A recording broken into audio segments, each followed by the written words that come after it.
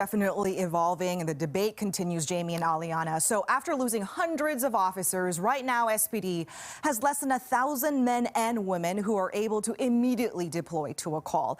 That boils down to 1.3 officers for every 1,000 Seattle resident. And SPD says that is a scary ratio. They are desperately trying to recruit, but the reality is they can't up their numbers significantly in the years to come if city council members who hold the purse strings don't see eye to eye on the need for more police.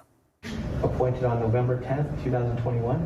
Appointed on November 10th, 2021. Cameras were invited to witness the swearing in of several Seattle police officers today. But Tyler Poole and Lauren Truscott are not new. They're just returning after leaving SPD not too long ago. Being gone, I was actually really surprised at how much I missed the relationships and department and city and communities that I'd served for so long. Not on stage, but also reinstated today is Officer David Sullivan. And this King County Metro bus driver is here to welcome him back.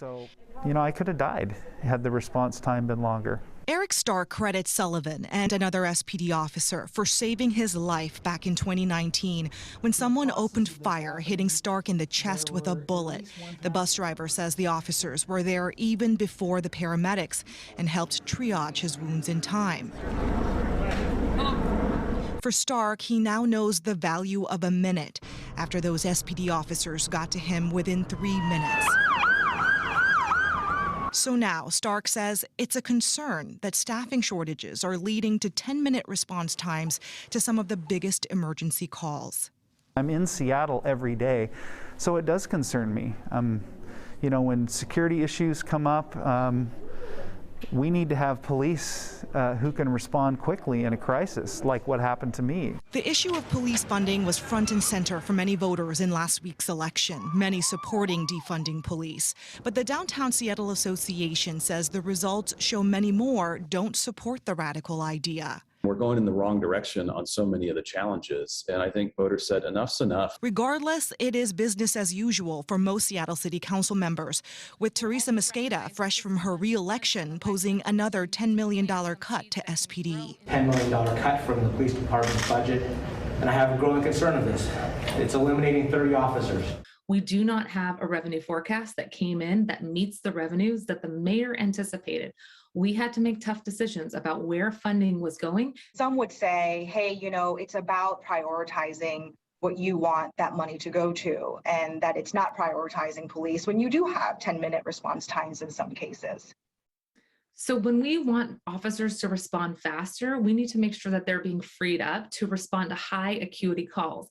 That's exactly what we've done in the budget. We've maintained the investments in every single hire that the mayor, that the chiefs say they want to do in 2021.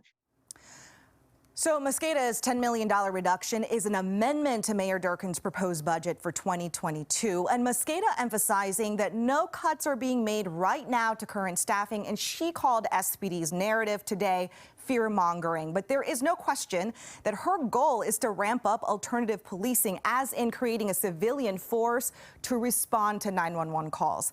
The council is actually discussing the budget right now. It started at 5:30 with a final vote happening November 22nd. Guys, back to you. Hannah, thank you. And another issue potentially on the chopping block come November 22nd is Councilmember Shama Sawan's desire to get rid of hiring incentives for police and dispatch. Recently, Mayor Durkan issued an emergency order approving bonuses as high as $25,000 to recruit experienced officers to SPD.